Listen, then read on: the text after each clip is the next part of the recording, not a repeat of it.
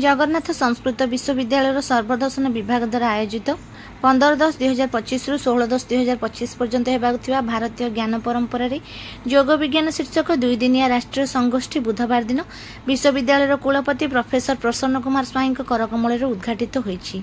उद्घाटन उत्सव में मुख्य अतिथि भाव पुरीर मान्यवर सांसद डॉक्टर संबित कुमार पात्र योगदान कर योग विज्ञान संबंधी बहु वैज्ञानिक तत्व व्याख्यान करथिले।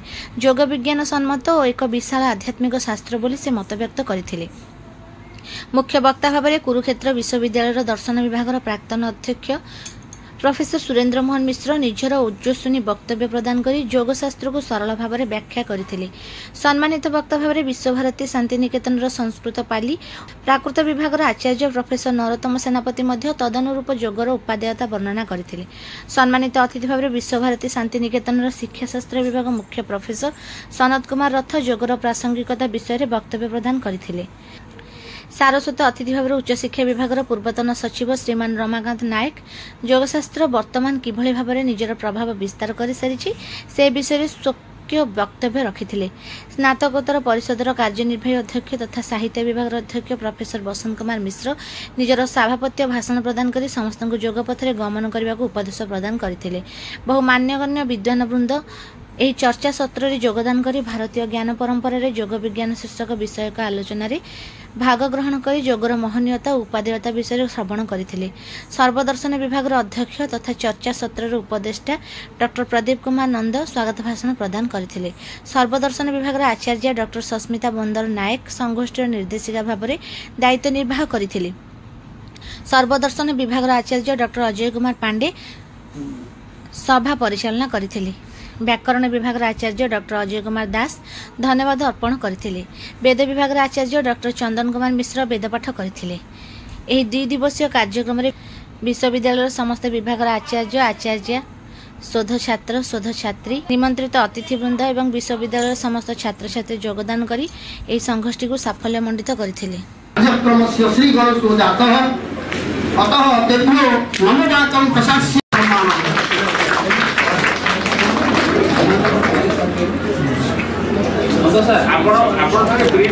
भाग्यवशात् प्राप्ताः बहुगुणगणनिष्ठा योग स्वयंसी युक्ताः शास्त्र निष्णाताः निमंत्रिताः स्वनामधन्या अतिथयः अतिथि देवो भव इति सर्वदर्शन विभाग द्वारा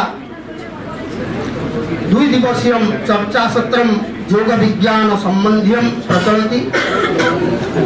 भवतापेन तप्तानां योगो हि परमौषधम् इति योगशास्त्रं स्मदीये किं देयम्।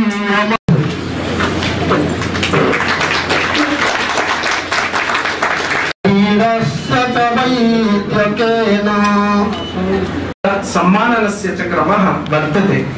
अतः अहम् अस्मद् विभागस्य अध्यक्षवर्यान् कविप्रवरान्